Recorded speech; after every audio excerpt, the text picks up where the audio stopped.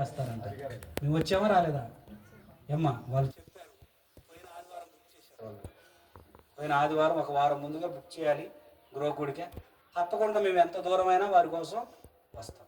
అంతేకాదు మేము వచ్చి వారికి ఉచితంగానే ప్రార్థన చేసి వెళ్తాం. మీ దగ్గర ఏ రూపాయి కూడా కానుక మేము తీసుకోకుండానే వెళ్తాం. దేవుని నామానికి మహిమ కలుగును గాక. హల్లెలూయా. ప్రభునందు ప్రియ దేవుని బిడ్డలారా, వీరి భక్తి భయము ఎక్కడ అర్థం అవుతుందంటే వారి ఇక్కడ నుంచి అంత దూరం వస్తున్నారంటేనే వీరికి దేవుడు అంటే భయం ఉందని, దేవుడు అంటే భక్తి ఉందని మనకి అర్థమైపోతుంది. కాబట్టి ఇప్పుడు ఈ దీవెనలన్నీ కూడా వీరికి ఏం చేస్తున్నాయి? వస్తానే ఉంటాయి. దేవుని నామానికి మహిమ కలుగును గాక. మొట్టమొదటి దీవెన ఏంటంటే ప్రియ దేవుని బిడ్డలారా, నీ గుమ్మముల గడియలను నేను ఆశీర్వదిస్తాను, నీ పిల్లల్ని ఆశీర్వదిస్తాను, నీ సరిహద్దులలో ఆశీర్వదిస్తాను, నీ సమాధానముతో నిన్ను ఆశీర్వదిస్తాను, నిన్ను నేను తృప్తిపరుస్తాను. ఇవన్నీ నీకు రావాలి అంటే నువ్వేం లేదు, నీవు దేవుని యందు భయము భక్తి కలిగి ఉంటే చాలు. అంతేకాదు ప్రియ దేవుని బిడ్డలారా, దేవుని యందు భయంతో భక్తితో పాటుగా దేవుణ్ణి మనకి తోడుగా ఉంచుకోవాలి. ఏం చేయాలండి? దేవుణ్ణి మనకు తోడుగా ఉంచుకోవాలి. దేవుడు ఎలా తోడుగా ఉంటాడు మనకి? చెప్పండి అమ్మా. దేవుడు ఎలా తోడుగా ఉంటాడు మనకి? ఎప్పుడు నిత్యం మనతోనే ఎలా ఉంటాడు చెప్పండి? ఎలా ఉంటాడు? దయచేసి గమనించండి ప్రియ తల్లులారా, ప్రియమైనటువంటి దేవుని యొక్క బిడ్డలారా. మన దేహము దేవుని యొక్క ఆలయము. ఆలయం అంటే ఏంటి? గుడి. ఈ దేహమే దేవుని యొక్క ఆలయము. ఈ ఆలయంలో దేవుడు నివాసము ఉండాలి. ఉండాలా లేదా? గుడి కాడికి వచ్చేసి గుడి అయిపోయిన తర్వాత అయ్యా నువ్వు ఎక్కడే ఉండు, నేను మా ఇంటికి వెళ్ళిపోతా, నువ్వు నాతో పాటుగా అవసరం లేదులే, అక్కడ మాకు చాలా పనులు ఉన్నాయి అనేవాళ్ళు ఉండిపోతారు. ఏమండి? అనేవాళ్ళు లేకపోతే కదమ్మా. అర్థమైందా? అక్కడికి వెళ్తే నేను వేరే. ఇప్పుడు దేవునికి వ్యతిరేకమైన పనులు వచ్చి మనం ఇంటికాడ చేసామనుకోండి, దేవుడు మన గృహంలో ఉంటాడా? ఉండనే ఉండడు. కాబట్టి దేవుని మనతో పాటుగా తీసుకొచ్చుకోవాలి. ఎలా సాధ్యమవుతుంది? దేవుడు నీతో కలిసి భోజనం చేస్తా అన్నాడు మనతో కలిసి. అది ఎలా సాధ్యమైంది? అది ఎలా మనం నిరూపించగలం మనం దాన్ని? దయచేసి గమనించండి ప్రియ దేవుని బిడ్డలారా, ఈ యొక్క ఆలయంలో దేవుడు నివాసము ఉండాలి. నువ్వు ఎక్కడెక్కడికో కొండలు గుట్టలు ఎక్కాల్సిన అవసరమే లేదు. నీ దేహమే దేవుని యొక్క ఆలయము. ఈ ఆలయంలో దేవుడు నివాసము ఉండాలి. దేవుడు నివాసం ఉండాలంటే ఏం చేయాలి అంటే దేవుని యొక్క వాక్యాన్ని నీ హృదయంలో భద్రపరచుకోవాలి. అర్థమైందా తల్లి? దేవుని యొక్క వాక్యాన్ని నీ హృదయంలో భద్రపరచుకోవాలి. దేవుని యొక్క వాక్యమే దేవుడు. దేవుని నామానికి మహిమ కలుగును గాక. ఆది యందు వాక్యం ఉండెను, వాక్యము దేవుని యొద్ద ఉండెను, వాక్యమే దేవుడై ఉండెను, ఆయనే కృపా సత్య సంపన్నుడుగా మన మధ్యలో నివాసం ఉండే దేవుడు. ఆ దేవుని ఎప్పుడైతే నీ హృదయంలో దాచిపెట్టుకుంటావో ఆయన నీతో ఉంటాడు. ఒకవేళ నువ్వు ఆయనకి ఇష్టం లేని పనులు కనుక చేసినట్టయితే అక్కడి నుంచి ఆ దేవాలయం నుంచి ఆయన వెళ్ళిపోతాడు, అంతే. కానీ దేవుడు నీతో నిత్యం ఉంటే నువ్వు దేనికి భయపడవలసిన అవసరము లేదు.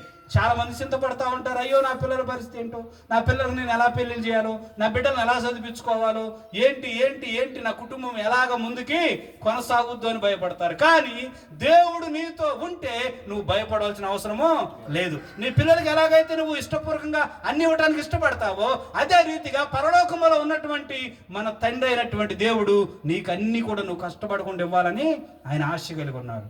కానీ కారణం ఏంటి అంటే మనం ఇష్టానుసారంగా ఉంటే అవి ఇవ్వటానికి ఏమాత్రం కూడా ఇష్టపడడు. ఎవ్వరూ ఇష్టపడరు కదమ్మా. నువ్వు ఆయనకి ఇష్టానుసారంగా నడుచుకున్నావు అనుకోండి, ఆయనకి భయభక్తులతో నడుచుకున్నావు అనుకోండి, తప్పకుండా నీకు ఇవ్వాల్సిన అన్ని కూడా దేవుడు నీకు ఇస్తాడు.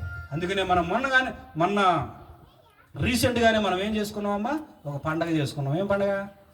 క్రిస్టమస్ పండగ చేసుకున్నాం. జనవరి 1 కూడా చేసుకున్నాం. కాబట్టి తల్లులారా, అక్కడ ఒక మాట రాయబడి ఉంటుంది, చదువుదాం. అది కూడా అక్కడ ఏమని రాయబడి ఉందంటే దయచేసి చూడండి. లూకా రాసినటువంటి శుభవార్త,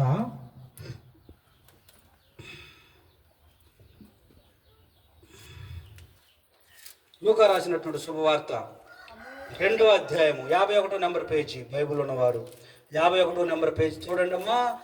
నేను చదువుతున్నాను, వినండి దయచేసి. 2వ అధ్యాయము 10వ వచనం చదువుతున్నాను. అయితే ఆ దూత భయపడకుడి, ఇదిగో ప్రజలందరికీ కలగబో మహా సంతోషకరమైన సువర్తమానము నేను మీ కొరకు తెలియజేయుచున్నాను. ఏంటంటమ్మా? ప్రజలందరికీ అంటే ఇక్కడ ఉన్న వారందరికీ, ప్రపంచంలో ఉన్నవారి అందరికీ ఒక శుభవార్త వచ్చింది. ఏంటి? మీరు దేనికి కూడా భయము చెందొద్దు. మీ కుటుంబం కోసం కానీ మీ పిల్లల కోసం కానీ దేనికి కూడా మీరు భయం చెందాల్సిన అవసరము లేదు. ఇదే శుభవార్త. అంటే ఏంటంటే శుభవార్త, ఇది దేవుడు మన కొరకైనా జన్మించారు.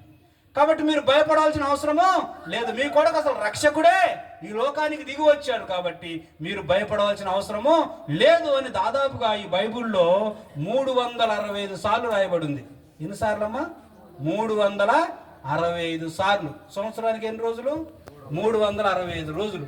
365 రోజుకు ఒకసారి చెప్తా ఉన్నాడు దేవుడు, నువ్వు భయపడద్దు, నువ్వు దేని గురించి భయము చెందాల్సిన అవసరము లేదు అని చెప్తా ఉన్నాడు. కాబట్టి తరుడారా, ప్రియమైనటువంటి దేవుని బిడ్డలారా, నేనేం చెప్పదలుచుకున్నానంటే దేవుని యందు భయభక్తులు కలిగి ఉండటం అంటే ఏంటంటే దేవుణ్ణి మన దగ్గర దాచిపెట్టుకోవటం. దేవుణ్ణి మన దగ్గర ఎలా దాచిపెట్టుకుంటాం? ఎలా దాచిపెట్టుకోవడం సాధ్యమవుద్ది? కాదు. కానీ అందుకని నేనేం చెప్తానంటే వాక్యాన్ని దాచిపెట్టుకోవాలి. పోయిన వారం ఏం వాక్యం అన్నావు అడిగి చెప్తావా? కష్టం. అర్థమైందమ్మా? చెప్తున్నా కష్టం కదా. అందుకని ఇప్పుడే లేదు, వాక్యము లేదు. ప్రార్థనకి వెళ్తున్నాం, చాలా సంవత్సరాల నుంచి మేము ప్రార్థనకి వెళ్తున్నామండి. నేను వెళ్తా నా జుట్టు కూడా తెల్లబడిపోయింది అని మా అమ్మ చెప్పుద్ది వచ్చి. నాకు 20-30 సంవత్సరాలు సీనియర్టీ ఉందని చెప్పుద్ది. మరి వాక్యం ఏది? లోపల వాక్యం లేకపోతే ఎవరు లేరు ఇక్కడ? పోయిందంతా వ్యర్థం అయిపోయింది. నువ్వు మీటింగ్లో పోయిన అంత వ్యర్థం అయిపోయింది. కష్టపడి ఎన్నెన్నో సభలకు వెళ్ళిందంత కూడా. దేవుని వాక్యం లేకపోతే దేవుడు ఉండడండి. దేవుని వాక్యం ఎవరి హృదయంలో అయితే ఉంటుందో వారు దేవుని యందు భయభక్తులు కలిగి ఉంటారు. అంతేకాదు ఆ వాక్యము వారిని నడిపిస్తుంది, వారిని బోధిస్తుంది, వారిని హెచ్చరిస్తుంది, వారిని బతికిస్తుంది. దేవుని యొక్క వాక్యము. దేవుని నామానికి మహిమ కలుగును గాక. అదే రీతిగా ఇప్పుడు యోహాను గారి కుటుంబానికి మేము చెప్తున్న మాట ఏంటంటే, ఆయన నీ గుమ్మముల గడియలను ఆశీర్వదించినటువంటి దేవుడు, నీ పిల్లలను ఆశీర్వదించినటువంటి దేవుడు, నీ సరిహద్దులను ఆశీర్వదింపబోతా ఉన్నాడు. ఆయన నీకు సమాధానాన్ని ఇవ్వబోతా ఉన్నాడు. ఆయన నిన్ను తృప్తిపరచబోతా ఉన్నాడు. దేవుని నామానికి మహిమ కలుగును గాక. అంతేకాదు ప్రియ దేవుని బిడ్డలారా, ఆయన యందు నువ్వు భయభక్తులు కలిగి ఉంటే చాలు. నేను చెప్పాను కదండి, వాక్యము. వాక్యం అంటే ఎవరని చెప్పాను? దేవుడు. ఆది యందు వాక్యం ఉండెను, వాక్యం దేవుని యందు ఉండెను, వాక్యమే దేవుడై ఉండెను. కొంతమందికి ఈ బైబిల్ ఆదివారమే గుర్తు వస్తుంది. ఆదివారం వచ్చేదాకా యాడుంటుందో తెలియదు. దయచేసి గమనించండి అమ్మా, ప్రార్థనకు పోవటం కాదు. అందుకని దేవుని యొక్క మాట ఒకటి రాయబడి ఉంది, పిలువబడినటువంటి వారు అనేక మంది, ఏర్పాటు చేయబడినటువంటి వారు కొందరే. పరలోక రాజ్యానికి అందరు వెళ్ళరు.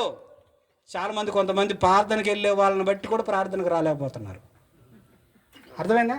మా నాన్న అట్టే అంటాడు. ప్రార్థనకి వెళ్ళే వాళ్ళందరూ నిజాయితీగా ఉంటున్నారా? నీకు తెలుసా వాళ్ళు ఏం చేస్తున్నారు తెలుసా ప్రార్థనకు వచ్చిన తర్వాత? అంటే ప్రార్థనకి వెళ్ళే వాళ్ళని బట్టి ఇంకొకరు ప్రార్థనకి వెళ్ళకుండా మానేసే వాళ్ళు కూడా ఉన్నారు. గుర్తుపెట్టుకోండి. అందుకనే దేవుని బిడ్డలు దేవుని నామాన్ని అవమాన పరచకూడదు.